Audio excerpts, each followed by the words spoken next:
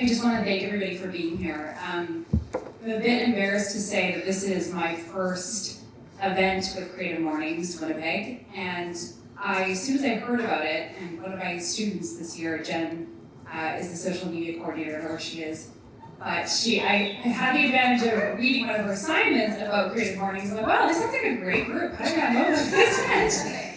And this semester, I was really getting to know the students and kind of had my head down quite a bit, getting into the swing of things with being an instructor, and now being here and seeing all of the people I love and respect so much. I can't wait for the next one in 2024. So it's truly an honor to be here today. Truthfully, I have to be honest, I wanted to cancel this event probably 4 or 5 times in the last week. As Carly mentioned, we lost one of our dear friends on the weekend. And so when I was asked to speak originally in November, I was expecting to be standing here in front of you after going through a grief experience of losing my mother almost 10 years ago, and kind of being this lighthouse for everybody else, being like, it's okay, it gets better, you can survive the hardest thing, I promise. And now I am there, but I'm also right back at the beginning. So I'm pretty vulnerable here this morning because I haven't done anything this past week that's required any mascara at all, because it just has slipped right off my face. But I am here still having gone through the worst thing. And the difference between the two experiences is that I know that I will survive this one too. So exactly 7 days ago, one of my closest friends, Paul, passed away very suddenly. And he was a pathologist, and a person many people in this room knew really well. He was one of the best people I've ever met, and one of my closest friends for 16 years. And he achieved more in his nearly 42 years than most do in a lifetime, like seriously. He ran the Boston Marathon twice, the Chicago Marathon, like the full one, just this last year. The Ironman in Chattanooga, Tennessee with his sister, who's also a triathlete. He's a physician. He was just in Arizona completing a fellowship at the Mayo Clinic in pulmonary pathology. And I think one of his most notable traits is that he is legendary for his generosity. And the outpouring of people who knew Paul and have reached out to me this week just demonstrates the impact that one life can have. And so I'm here today really to honor him and my mother, and talking about grief specifically. Paul was larger than life, or as his favorite artist, Taylor Swift, would say, bigger than the whole sky. I think Paul would really love that in the last week I finally become a Swiftie, even though I am, like I would be one, I'm absolutely not a Swiftie. I'm 2000s, 90s hip-hop kind of gal, and I would always come to my spin classes and request, you can play Taylor Swift? I'm like, absolutely not. The theme is rise and rap. I'll play DMX, but not Taylor Swift. But trying to be closer to him this last week, I've been listening to his playlist, and Bigger Than the Whole Sky is a lyric that encompasses Paul. The only reason I'm able to be here today, outside of having the support of so many of my friends, my spin community, we have Janet and Jenna and Leah, and so many of my riders here and my dear friends, is because I know that Paul would have wanted me to, and he was very stubborn. You would not want to get into a debate. He was too smart and too tenacious.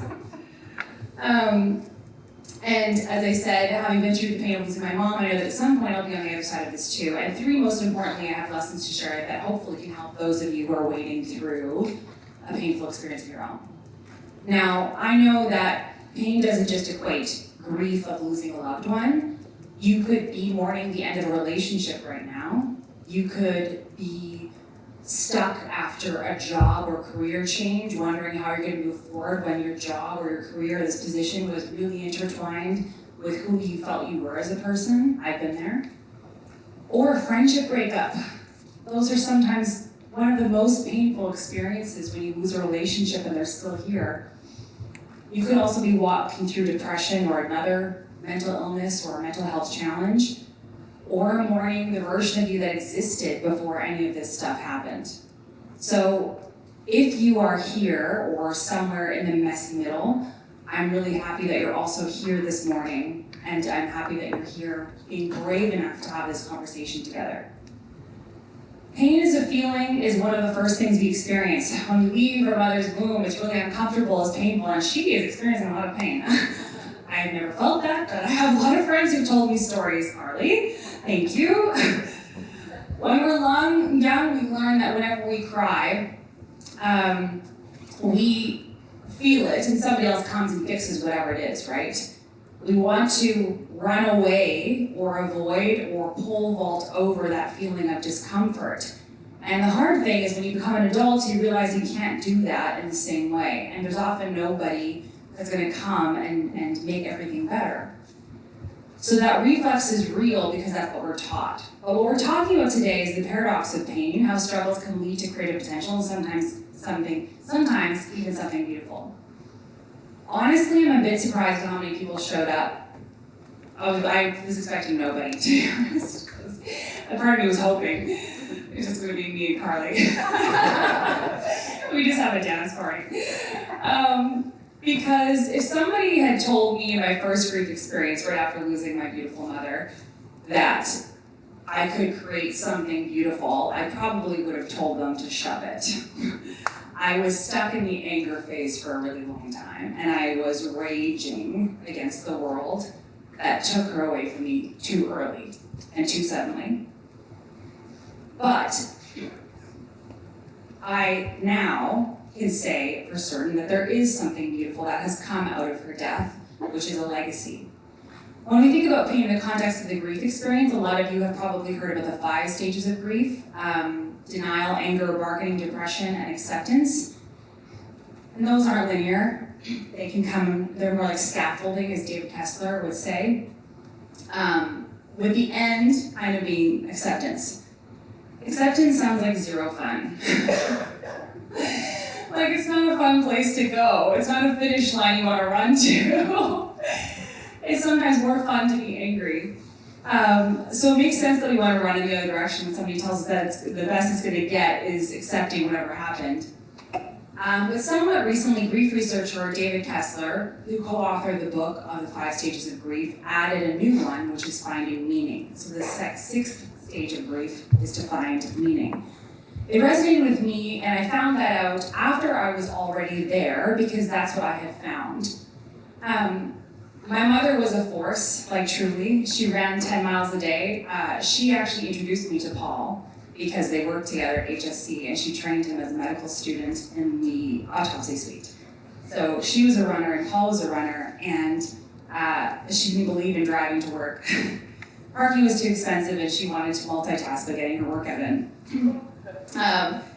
She was known for a charismatic personality that wasn't characteristic at all of the autopsy suite. It wasn't a fun place to be. And my mom was there, friendly and bright, and when the stories that were shared with me after her death made it sound like she was just kind of the welcome wagon of a really hard place. At her celebration of life, I was gifted pages of stories by the Winnipeg Police because she worked closely with them. And it was one of the most meaningful things I've ever received, is stories about a person you've lost that you had never heard before. One of the stories was when 2 constables were sitting through a particularly hard case, a long case, and they were complaining about being hungry. And my mom overheard this, and being the mom that she was, she always had chocolates in her backpack and various things in the lunchroom. She believed chocolate should be eaten at breakfast every day. She ran, so she thought it was fine. I mean, I'm right there with her. I had a cookie for breakfast today. But she heard this, and about 15 minutes later pulled them aside and had a spread of food for them. And this was one of the many stories I heard about my mom being really altruistic, something I always knew, but I didn't really experience because I was her child, and so I always experienced that as the unconditional love of being her kid. This was who she was. She was always on the move, always giving back whatever she had. It's one of the reasons why her and Paul connected so deeply as he was going through a rough time. And she said, Hannah, you're going to be friends with this amazing guy. I think she secretly hoped we would get together one day, but we turned out to be more like siblings who loved each other in that way. And when I was deep in my grief, I realized that almost nothing was making me feel better ever. But when something did make me feel better, I took note of it. Because I was like, oh, that was shocking. It's like you're living in black and white, and then all of a sudden there's a pinhole of light. Or you're in darkness and there's a pinhole of light, or all of a sudden there's a color. You're reminded of what it felt like before you lost that person. And every time that would happen, I would realize it was around doing something for somebody else. It was always getting out of my experience and being able to make somebody's day better in a small way. And it was a distraction, but it also felt like I was connecting again with my mom, because that's who she was, that's what she did every day.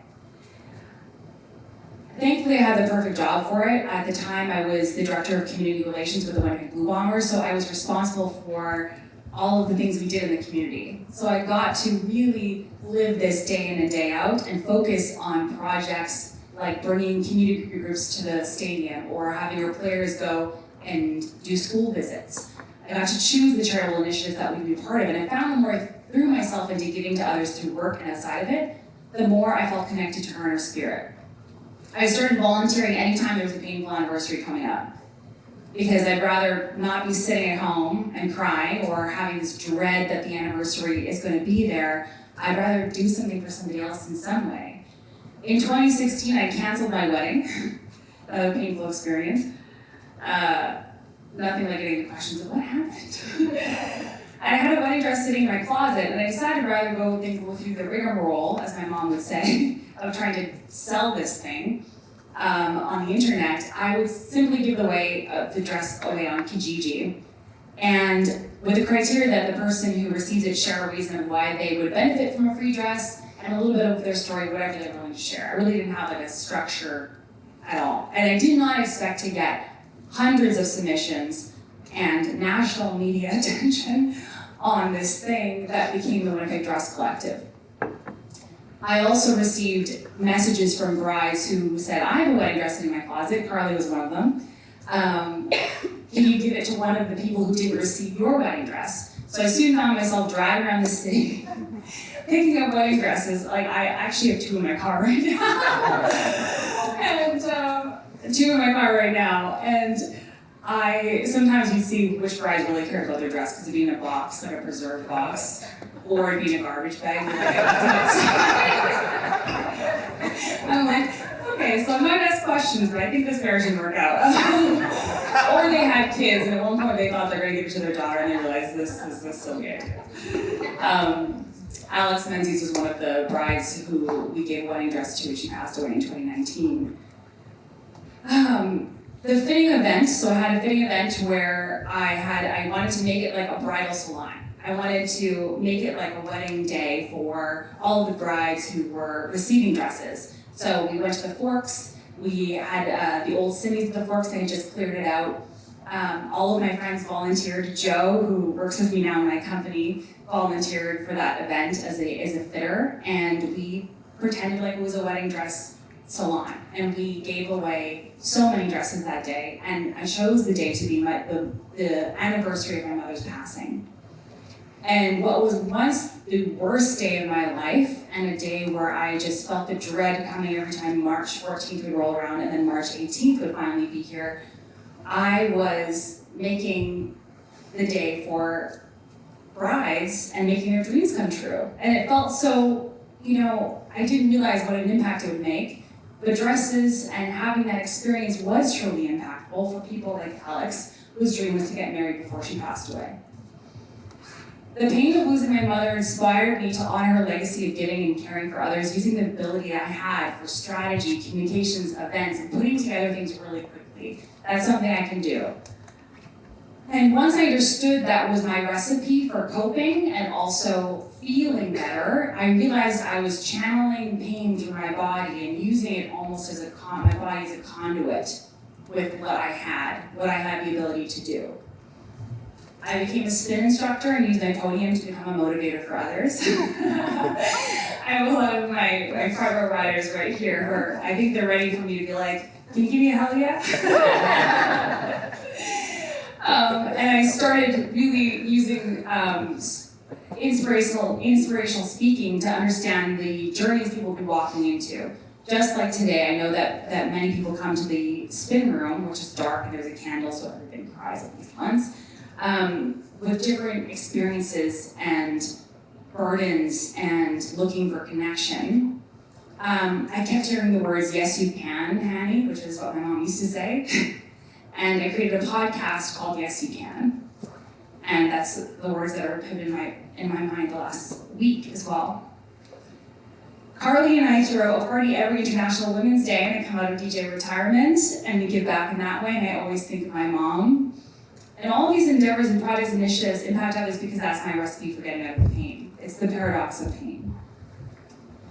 I could not live with the pain sitting in my body. I can tell you that much right now. There's absolutely no way that I could have survived the loss of my mother at 25 so suddenly, witnessing her passing away and dealing with the trauma of that without trying to channel it and turn it into something good and finding some meaning, not in why she passed away, but in her life and in her death and creating a legacy afterward. Let me be clear, I would trade anything to have my mother back, and I would trade anything to have Paul back as well. But she had, and Paul had, too big of an impact on me to let it be a memory only. At this point, I've shared stories of what I've done with my first major grief experience, and I want to share maybe how this could work for you. Maybe not. You know, eat the fish and spit out the bones, as they say. Finding meaning is the precursor to creative potential. Now, Creative Mornings requires you to have the word creative and pain in the title, so I was working, I was like, man, could they have given me an easier topic? I was like, writing or speaking or something. But I do feel that this is true. Finding meaning in somebody's life, if we're talking about a grief experience, is the precursor to creative potential. The first stage of what I do that works for me is by moving, and I mean physically. Paul is here at the Chicago Marathon. His running group sent me this photo, and he was in Phoenix, as I mentioned, for 7 or 8 months.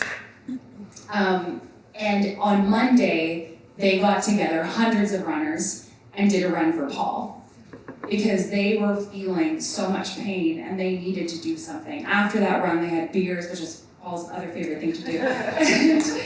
And then they made Taylor Swift friendship bracelets. And it's just, if there's not a better metaphor or example of using pain to create something than that, I don't know what it is. And it happens so quickly. So getting out of the pain out of your body and moving into a new stage of healing, you can't sit with it. It will fester, it will poison you, I promise. That's when I was the most angry, and I felt like this raging ball of fire. Anybody who was trying to tell me about grief, I probably would have had some words for. I took up boxing in that year, and then I became a spin instructor, which is safer. Physical movement is literally medicine. Paul, as you've heard, Paul has ran marathons, triathlons, Ironman competitions, and I know that Paul experienced emotional pain in his life, and he started getting into this after a divorce, after a breakup. I knew movement was a way of coping for him, and then it turned into something bigger. Your movement can be attending a class. Happy to have you any day. We'll teach on Sundays and Wednesdays. It can be walking your dog. It can be yoga. It can be anything. Anybody watch Grey's Anatomy here? Yeah. So Christina Yang and Meredith Grey, there's always these scenes where they're dancing in their living room, as they dance through the dark and twisty moments. I do that too. I did this week. I was weeping and dancing in the kitchen because I needed to get out of it. To opportunity of reinvention, and I have Janet here. Oh, Janet always makes me cry. Janet turned 70 last year and joined me on the podium. And She was about to turn 71 on Tuesday, which is also Paul's birthday. And I was almost weeping through this entire ride. And so this was also a live ride, meaning it was being recorded and it was being streamed for people around the world. She also raised money for charities. Oh, damn it, Janet, do not look at me. And she is the most shining example of reinvention. The end of one journey does not mean the end of you. The end of one relationship does not mean the end of you. And I thought that that was the case for me. Janet lost her husband some years ago and has reinvented herself into not just only being an amazing grandmother to a Team Canada rowing athlete and raising a family and having a cabin and all these things, but she's now a 7-year-old who comes to my spin classes listening to DMX and Megan Thee Stallion and is often like, I don't know what they were saying, I just loved her energy. She comes to the most explicit rides and I love her for it. You can press reset at any age, I promise you. And one of the reasons I showed up today was to show you that you can keep going. You can put one foot in front of the other, one step at a time. When you lost something, it's impossible to not focus on where that gap is. And there's gonna be time where finding meaning is not your journey. It's too early. It's way too early right now for many of us to find any meaning in what's just happened to us. But with time, you can invent a new version of yourself and use it as an opportunity to fill that space with something new. 3, build a legacy. How would they want you to live your life? What did they love doing? Is there any unfinished dream they had? My mom had a lot of unfinished dreams. That was one of the most painful reasons it was so painful to lose her, because I believed in all of her future dreams. She gave up a lot for us to raise our family, which was amazing, but I wanted to see her fulfill those dreams. Paul, on the other hand, told a friend of ours recently that if he was diagnosed with a terminal illness any time this year, he would have no regrets. That is how I want to live my life. Never having a regret. I didn't want to regret saying no to this event and a month down being like, I wish I had the bravery to come up and here and speak. My mom had a tattoo, "Be Brave," on her wrist that she got during her battle of depression, and I now have it on my ribs. I also have a written statement from her here. This is, "I love you so much." And so bravery is sometimes required to build this legacy. And I don't know what legacy we're going to build for Paul yet, but I know it's going to be a big one. Creative gifts. So this is 4. What are your creative gifts? This is also one of my next mentions. So on the photo on the bottom left is the International Symbol for Human Rights. I was working with the Winnipeg Blue Bombers at the time, and this was a creative project that many of you might have heard of, where we worked with Canada Trails School Division to build this symbol on our football field. And being the ADHD person that I am, I'm often thinking a million ideas a minute, and this is one of those gifts that came to fruition. The Winnipeg Dress Collective, I made it happen in about a month, maybe less. Teaching spin is something I've loved for the last 6 years and will continue to do. But when you're thinking about your painful experience, what are your gifts? Is it community? Is it connection? Is it events? Is it something? Writing. Your legacy, or the thing that you're trying to create, doesn't need to be huge. My mom loved gardening, and I wish I did when she was alive. Now I do as well. I love putting my hands into earth and seeing something beautiful come out of, literal fertilizer. It's a beautiful metaphor for how things can change. Painful things happen, and trying to understand why or assign meaning to that thing happening is a losing game. Bad things happen, and I don't personally believe everything happens for a reason. I don't. I do believe that you can create meaning and use your gifts that you've been given to create a legacy, create something beautiful from that. There's no reason why Paul would have passed away this past week just before his 42nd birthday in such a horrible and unexpected way, or why my mom died when I was 25. I know the only time I haven't cried this week is when I've been thinking about how to honor Paul's legacy. When I was writing his obituary, well, I was crying a little bit, but many times I was thinking about the future and realizing that I know that there's some optimism there as well. I learned that I can now smile when talking about my mom because of all of the things that I've done instead of avoiding anything that was related with her or to her. That doesn't work, by the way. The things that make me smile are things that I've created after her passing. Their lives mattered, their deaths mattered, and turning that pain into potential meaning is how we mark that thing mattering and keep their legacies alive. They say that grief is love with no place to go, and I believe finding meaning and turning it into creative potential finds a place for that love. Thank you so much. I wanted to dedicate this to Paul.